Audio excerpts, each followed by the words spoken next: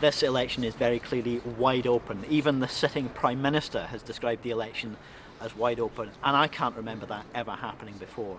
Many people want a change of flavour in their politics, a change of tone, and a more diverse Westminster Parliament, I think, would help to achieve that, in the way that it achieved a change of tone in Holyrood as well, when other political parties brought fresh ideas into the political scene.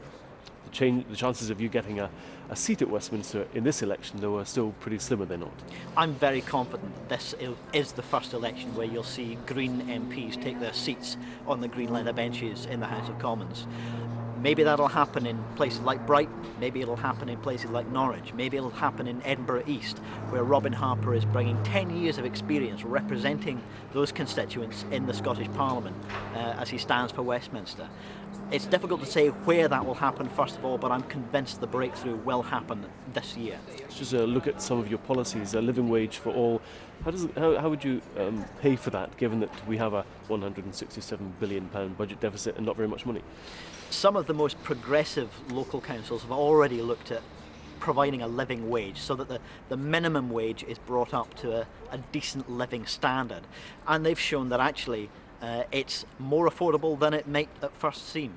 But ultimately we do need to rebalance the economy. We need to recognise that we've become a chronically unequal and unfair society, and the tax system reinforces that.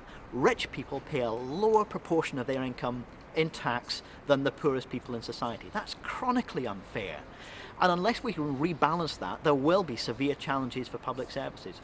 We're convinced that we can protect public services and make a more equal society with a return to the kind of progressive taxation that some other political parties used to talk about years ago, before they became, in the words of Peter Mandelson, intensely comfortable with people getting very rich. I'm not comfortable with that happening if the cost of it is poverty. You mentioned taxes. You said a moment ago that you think they will have to go up. The other parties are trying to avoid talking about taxes going up. What would go up under you? The other political parties do seem to want to sell the idea of Swedish standards of public services with American levels of tax, and that's just not credible. The recent national insurance debate was an interesting one. Debate between the big Westminster parties about whether to put it up and when. Actually no debate about whether it's a fair tax, whether it's a tax that actually benefits the rich. Rich people pay a tiny fraction of their income in national insurance, whereas it's a substantial proportion for people on a lower income. Removing the upper threshold on that, the upper cap on that, would rebalance the tax system and would generate revenue. We also need to look at financial services, a transaction tax, call it a Tobin tax or a Robin Hood tax in the new language.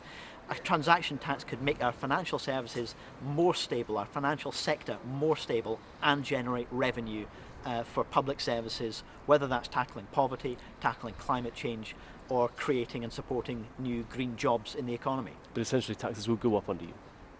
I think taxes have to go up if we want to have a chance of protecting the public services that so many of us depend on. We don't want the NHS to be packaged up and sold off. We don't want our schools taken over by private companies. What we want is a fairer society, a more equal society, and yes, that means people on incomes like mine, like an MSP or an MP, paying a bit more tax. People on, £100,000, why do we think that £150,000 is where the 50% tax rate should start? Why not £100,000?